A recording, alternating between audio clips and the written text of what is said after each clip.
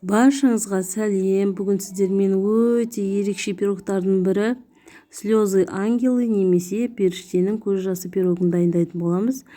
Міндетті түрде жасап көруге кеңес беремін. Сондықтан төмендегі подписаться батырмасын баса кетіңіздер. Ең әуелі қамырын дайындайтын боламыз. Ол үшін бізге маргарин қажет болады. Холодильникте жаңа шыққан болса, және де қант, артынан ұнымызға разрыхительді қосып, үстіне салып, біркелкі қолыңыздың көмегімен араластырып аламыз. Разрыхитель мен шафранмен алдым. Кез келген разрыхитель жалпы бара береді. Осылай қолыңыздың көмегімен жақсылап араластырып песочный тесто жасайтын боламыз. Артынан жұмыртқаның сарысы және де мен айран қостым.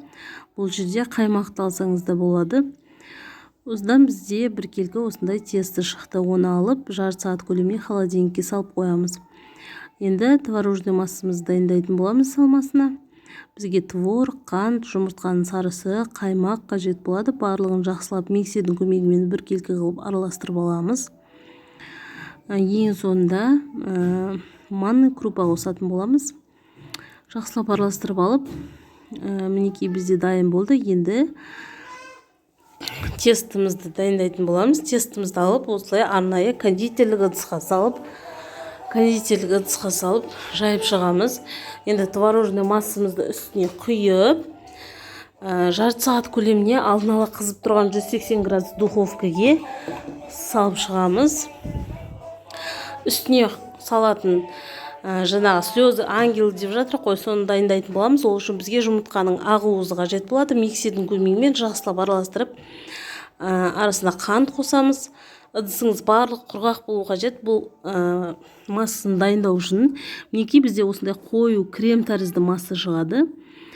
Барлығын алып жақсылап бетіне жайып шығасыздар. Одан соң бетін әсемдеу үшін осылай қасығыңыздың көмегімен тамшы тәрізді қылып, шетін жай ғана тигізе отырып осындай әдемілеп шығамыз. Немесе арнайы кондитерлік насадкаңыз болса тіпті жақсы. Енді осыны 5-10 минут көлеміне духовкаға салып алыңыздар. Сол кезде осындай бізде әп-әсем пирог шығатын болады. Міндетті түрде жасап көруге кеңес беремін. Сіздер үшін арнайы кесіп көрсетіп жатырмын. Менің дайындаған пирогым ұнаса, лайк басып, комментарий жазып, каналыма тіркелуді ұмытпаңыздар.